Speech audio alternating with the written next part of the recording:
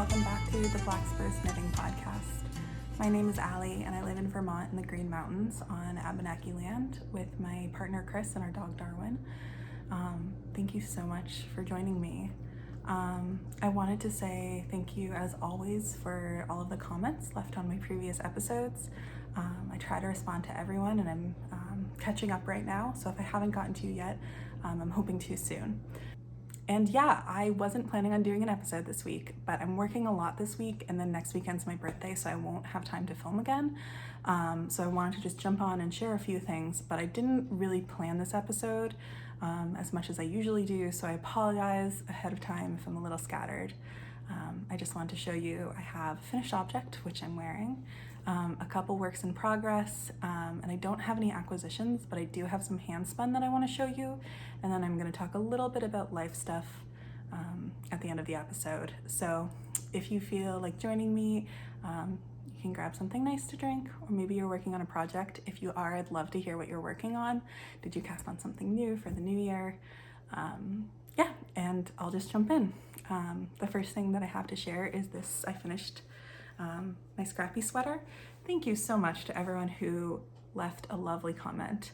In my last episode, I mentioned that I wasn't sure how this might look to other people, and I just got so many lovely, encouraging comments.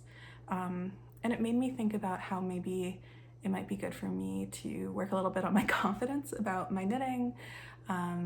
Sometimes I don't know how other people might think about something, but I think I might need to just trust my gut a little bit more, and like if I like it, that might be enough. And people just left so many nice comments, so thank you. I'm really, really happy and excited with how this turned out. I will tell you a little bit about it. I know I've talked about it in my last episode, but I didn't use a pattern. It's just a basic top-down raglan. I used a lot of different yarns. Every yarn was either scrap or yarn that I made. So it was a very good stash busting project. I knit it with size 8 for the ribbing and then size 10 US needles for the rest of it.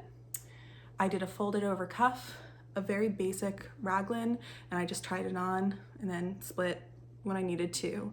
I did a couple increase rows because I wanted the armhole to be deeper without increasing. Sorry, a couple rows without increasing but before splitting, so that this would be a little bit deeper. I didn't do any waist shaping, it's a bit cropped, but I decreased a lot in the last row before the ribbing to kind of tuck it in a little bit, and then I ended up doing some sleeve decreases every couple rows just to give a fitted sleeve, and did some ribbing and then cast off. I haven't blocked it yet. I know that it's going to change a little when it's blocked because I've used some of these yarns and I know that they change. If it grows a little bit, I think that will be nice. And if it doesn't, that's fine too. I really like the fit right now. My only fit problem is I think that there's a little bit too much fabric right here, but I'm okay with it. It's a very cozy sweater. I'm gonna quickly go over the yarns and what I had used them for before. I'm sorry if you've heard me say this, and it's repetitive, but hopefully it's interesting. The dark gray is Hudson and West Forge from my Nurtured sweater. This white color, this brown, and this black are all Brooklyn Tweed Shelter, which I know blooms. I knit a Marshland by Tin Can Knits out of this. And then this kind of like medium gray is from my star-crossed. It's Draper Makes Stuff, which is a lovely yarn. I marled it. This fingering weight that I used to marl is just a hand dyed that I dyed myself. I dyed this bulky weight and this bulky weight, and then this yarn and this yarn are Knitpicks Wool of the Andes Roving that I dyed and then I spun. So it was great for me to see how my handspun works in a sweater. It was really fun to put together. I loved making it, and I think I'm gonna do another Scrappy sweater. I'm really trying to decrease how much yarn I have in my stash.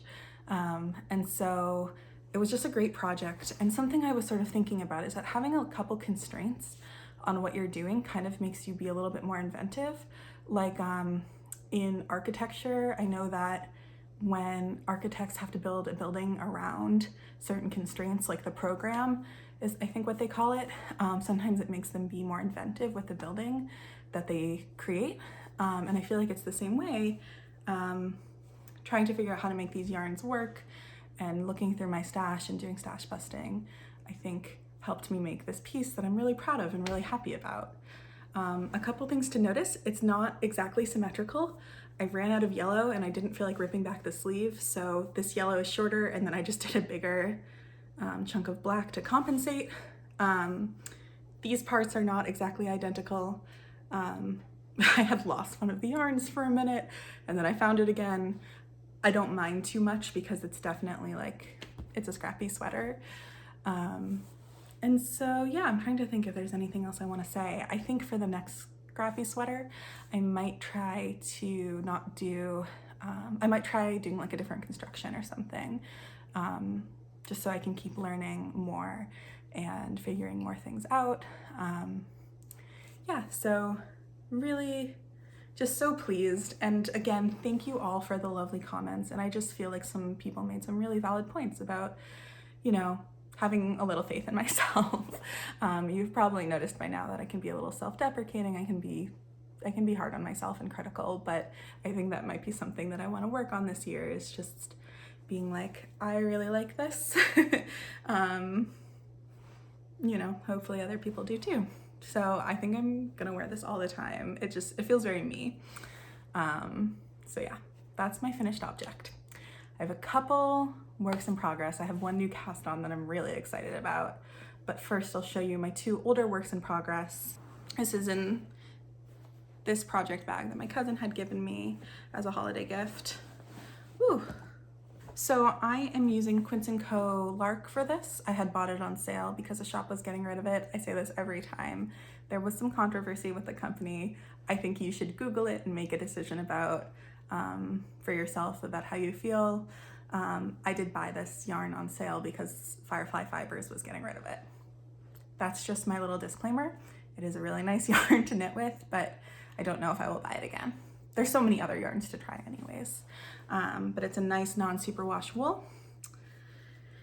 And this is the Gaston by Ann Budd that I'm knitting for my father, and I finished the body. And this is what I have. I haven't sewed the shoulders together, and I just need to do the sleeves. And this has been really enjoyable to knit. It's such a basic cable pattern up top that it's just been fun. I've just been kind of having a blast, but I'm definitely taking a break because I have some other projects that I'm focusing on. I've had my dad try this on, and it fits him. It's a little bit tight, but I think it's gonna block out to be a little bigger, so I'm hoping that it fits him perfectly. I was worried that it was too long. The bottom hem, which is garter stitch, is flipping, but it's quite long. But I talked to him and he wears his sweaters long, and he tried it on and it looks like as long as it doesn't grow too much, I think it will be okay, which is good because it would be a pain to make it shorter. So this color is called Twig. It's like this nice mushroom, and I need to find some nice buttons to put here. I did a yarn over buttonhole, you know, and I have to say, I'm always so skeptical with like every single buttonhole. I always worry that it's not gonna look right. I think these ones actually look really nice. So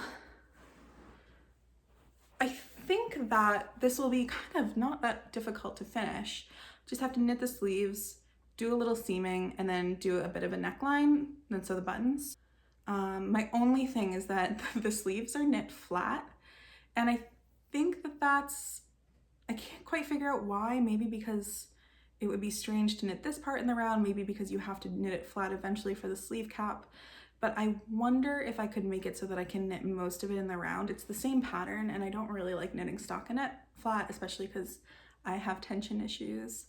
I'm wondering if I could knit it flat up until the part where it changes, and then, knit it in the round up until the part where it changes, and then knit it flat, and then seam it together. I don't know if that would look strange though, like if there's a seam like right here. I need to make a decision before I start the sleeves, if I want to do them flat as written in the pattern, or if I want to try to do them in the round. Maybe I'll have a poke on the Ravelry pages and see what other people have done. But yeah, I'm very pleased with this. My dad really likes it so far. So yeah, the Gustan for my dad is definitely coming along. Pleased with that. I can't remember if I said this. When it's done, I'm definitely going to shoot some video of him and put him in a podcast. My dad's awesome, and I think it would be fun to have him in this. Had to go get something. The other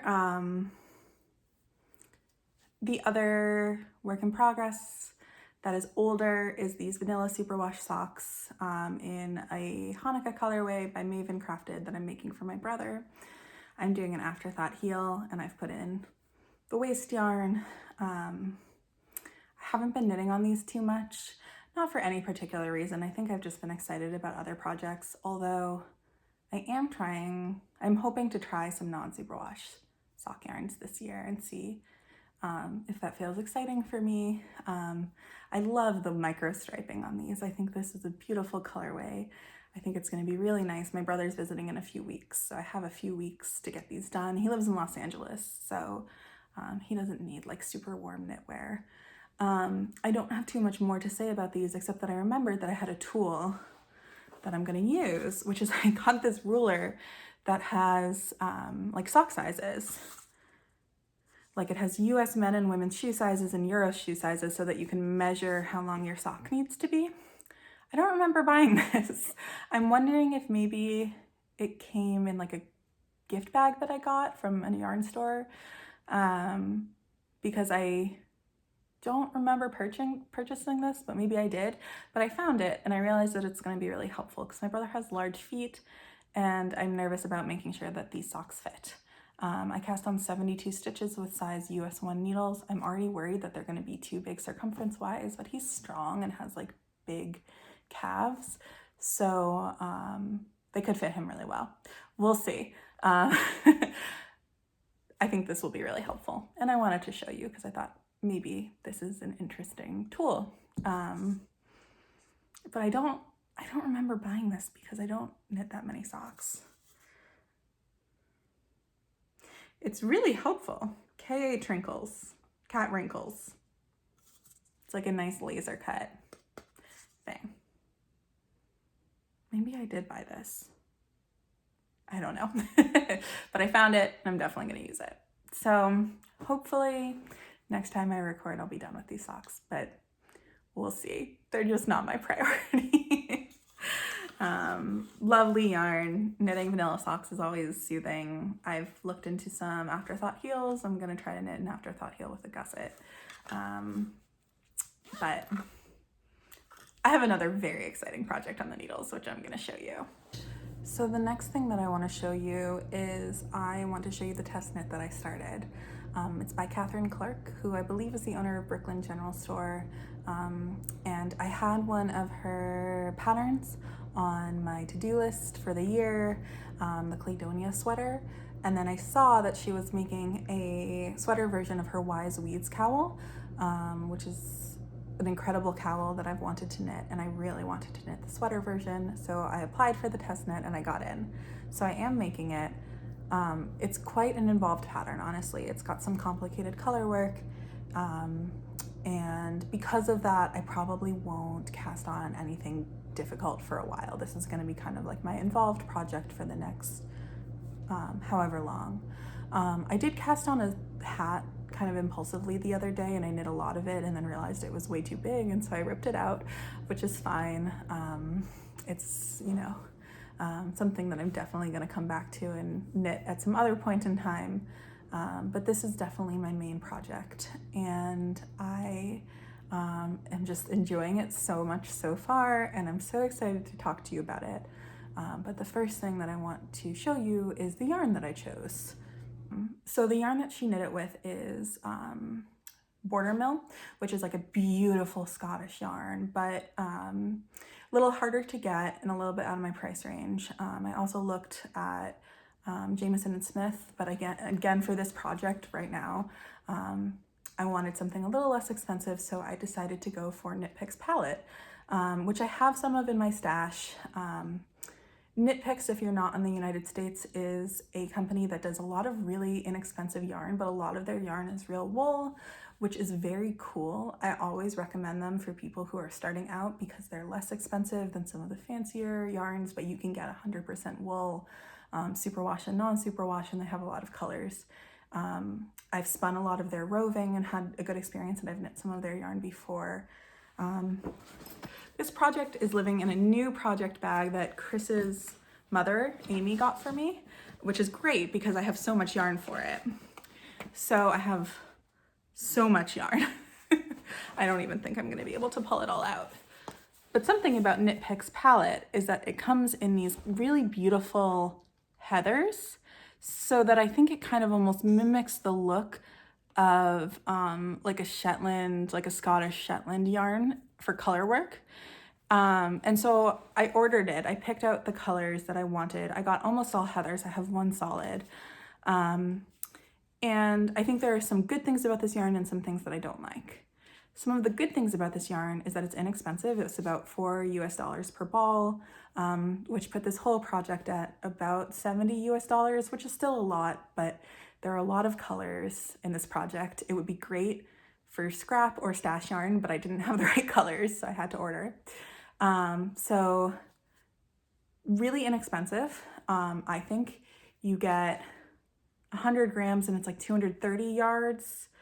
I made a mistake. You get 50 grams and it's 230 yards, which I think for a fingering weight yarn, and pretty and 100% wool, I think it's a good price. And I think the colors are beautiful. I don't think I'm not gonna be able to show you all of them, but let's see. Like, so pretty. I went for kind of a low contrast palette.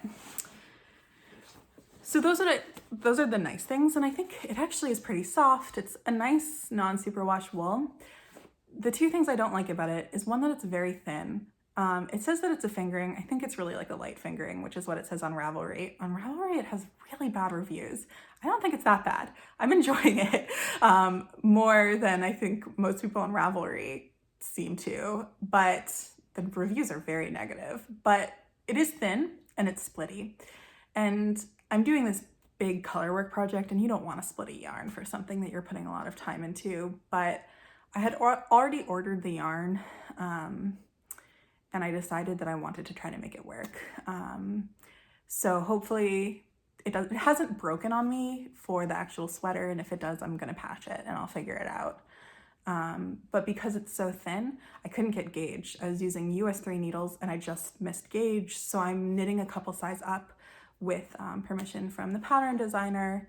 Instead of knitting a size 7, I'm knitting a size 9, and I'm hopeful that it will fit me. I've tried it on. If it doesn't, it's gonna go to a friend.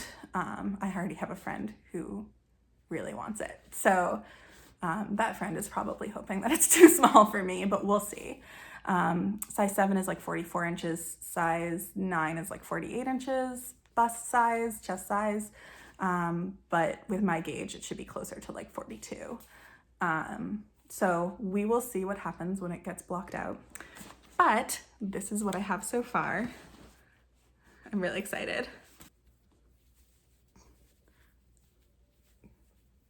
Can you see this? There's so much yarn.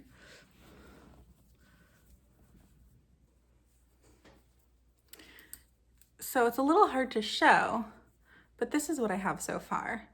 And this pattern, the Wise Weed sweater, is about herbs that are used for like midwifery and childbirth, which is cool to me. I don't have children, but I would like to, and I'm interested in childbirth. And I don't actually remember what the herbs are that I've already done, so I'm gonna have to like look that up. But it's this really complicated, involved color work pattern. It's difficult. There is some for the short rows. Well, I love this part. I'm going to show you. This is dandelion, I know. There is color work on the short rows, so there is some purling and color work. There are a lot of floats to catch. there is a lot of rows with 3 colors. This is definitely, for me, I would say the most complicated color work that I've done, but I'm so happy with how it's turning out. You know, and the yarn, when it's for the color work and it has all of these floats, it's making a thick and lovely fabric. So, you know, even if it's a little bit thin, I'm really happy with it. I will say, I was hoping to do the Scout Shawl for the Knitting First knit along because I haven't done Intarsia, but I think this might be my entry because I haven't knit with 3 colors in a row before. So it's definitely slow going for me. I don't know if you can see that there's 2 different shades of green. I picked kind of low contrast colors and I'm really happy with how it's turning out. I want to see, like, I think it's just so pretty. This is the one solid color because they were out of one of the heathers that I wanted. And I can't tell if it looks a little strange that it's the only solid. I think it will look good when it's done because it's a higher contrast to my my background color. I have so many different colors of Knitpicks that I'm not gonna say them all here. I will eventually make a Ravelry page with all of the colors that I used. The background is Bittersweet Heather, which is like a dark chocolatey brown. But I think that when I have all of the different colors in, because I have some other ones that are pretty high contrast, I think it will not look just like this is the only thing that's jumping out at you.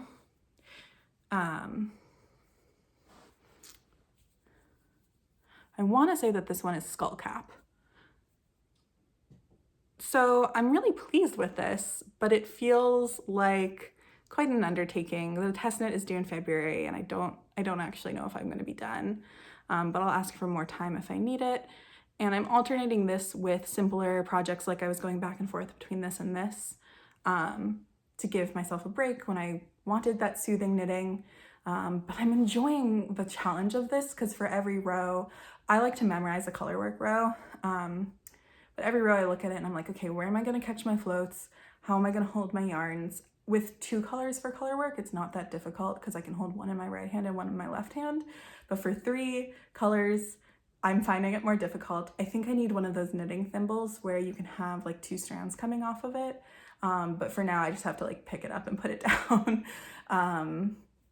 So it's more time consuming, but it's fun. And Chris has been playing video games and I just chill out and work on this. And it's been really pleasant as some deep winter knitting. I don't have too much more to say. Again, oh my gosh, the color work on the short rows I just think is so fun and cute. Like if I keep this, no one's ever gonna see it because my hair is long. My friend has short hair. So if I don't keep it, it will show more, but I don't know, it's just so special. There's like a lot of little special things in this pattern. So yeah, I'm having a hard time, like, because it's sort of flipping.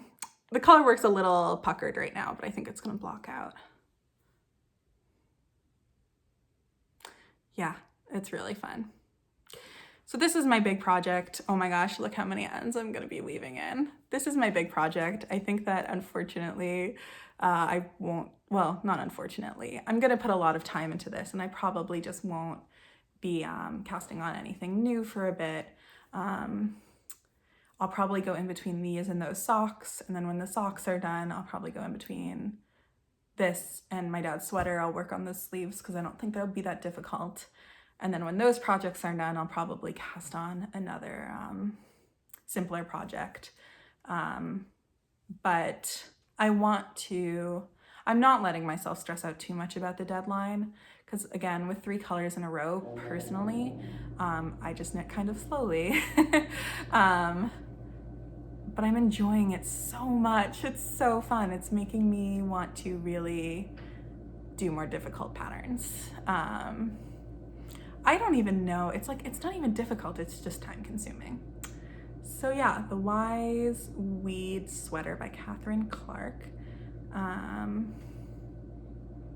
Very cool pattern. I have a little woolen forest. I have like all of my stitch markers pretty much are woolen forest.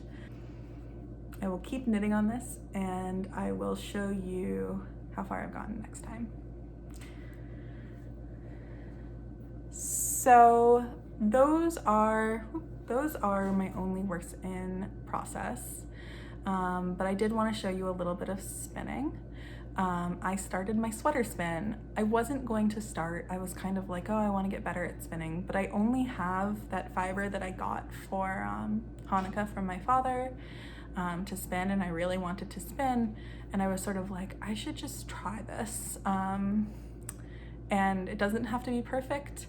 The great thing about handspun is that you can use it even when you're just starting out. If you have been considering spinning, I really, really would encourage you to try. It is so fun. It's really rewarding.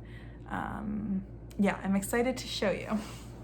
But I think that this is from Three Waters Farm, and it's a BFL. It's a little wet still because I washed it, but I think that this skein turned out really well. I want to say it's probably about a sport weight. I feel like my consistency is better, it's finer, it's a 2-ply, the colorway is called Cloaked in Shadow, and I did overply it a little bit on purpose. So when I took my 2 singles and I plied them together, I gave it a lot of twist because I wanted it to be kind of tight, and it might be a little too tight, but I do feel really happy with it.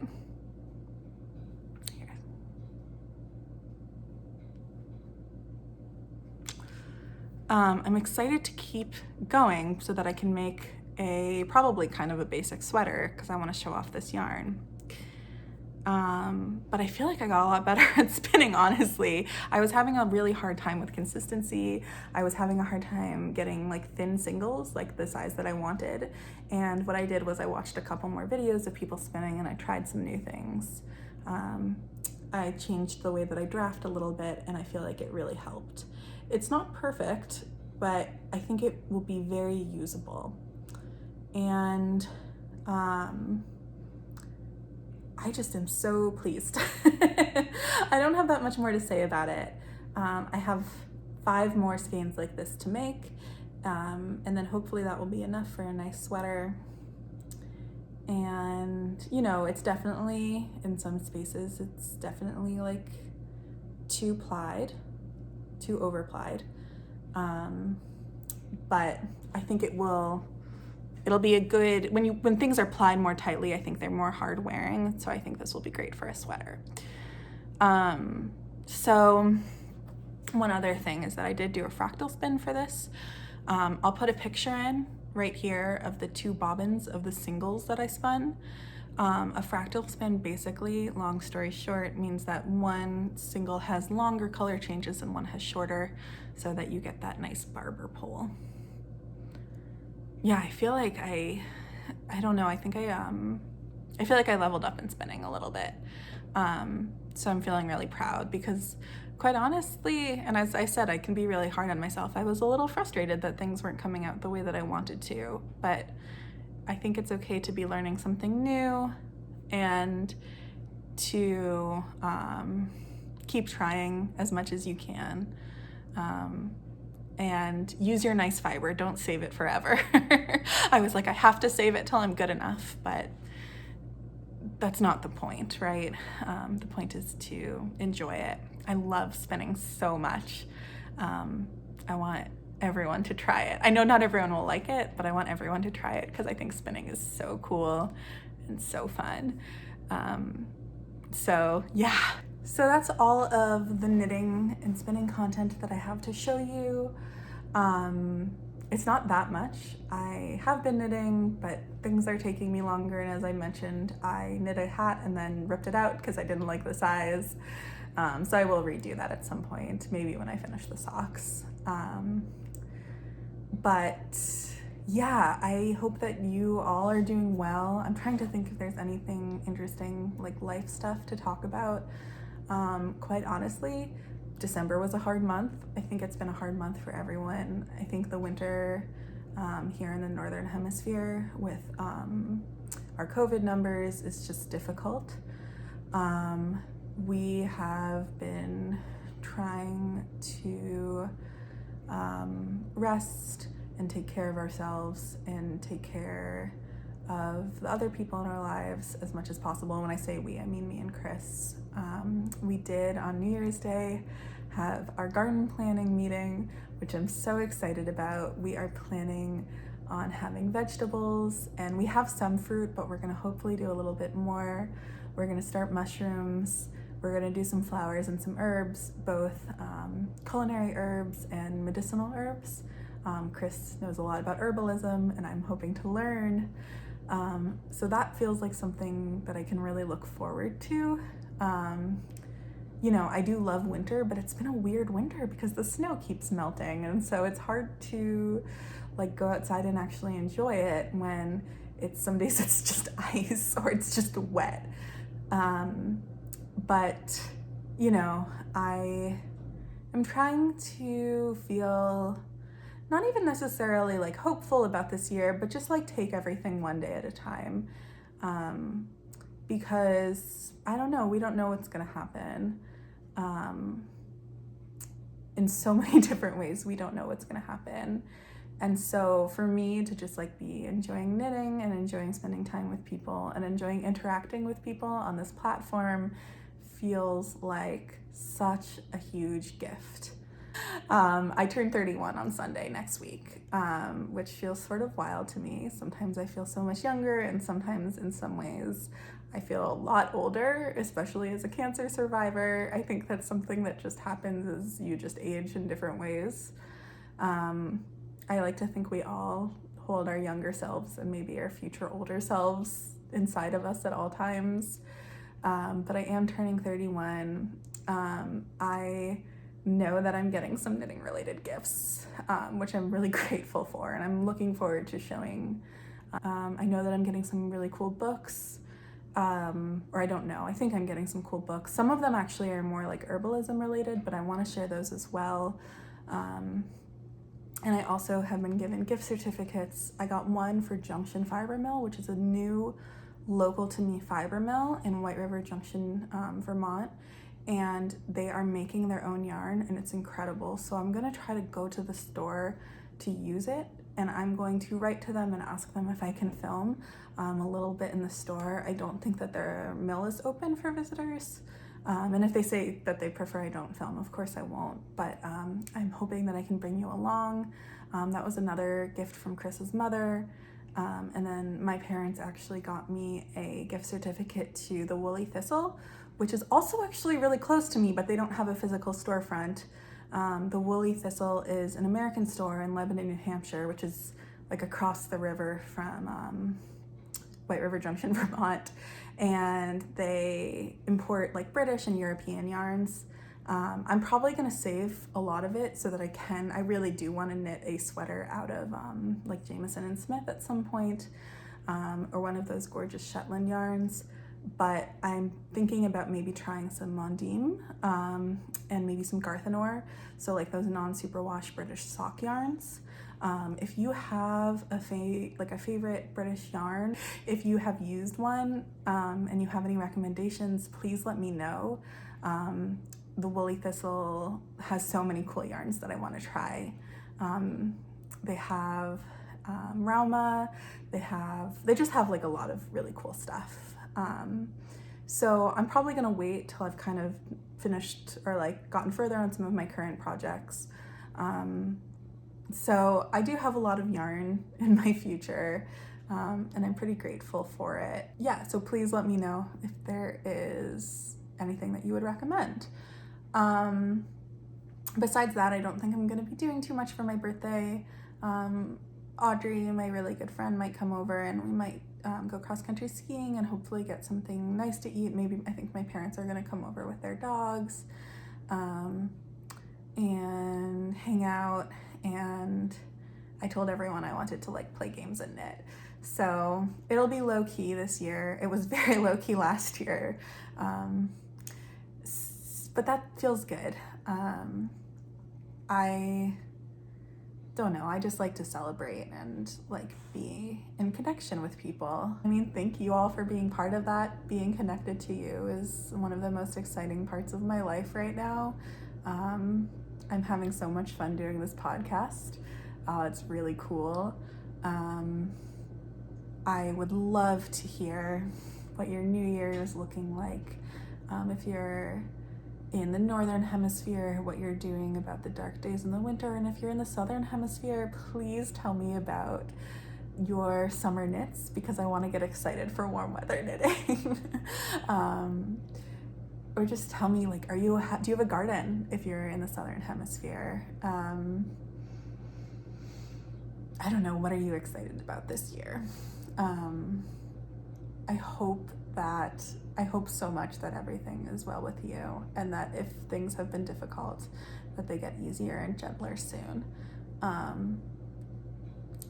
So thank you so much for watching.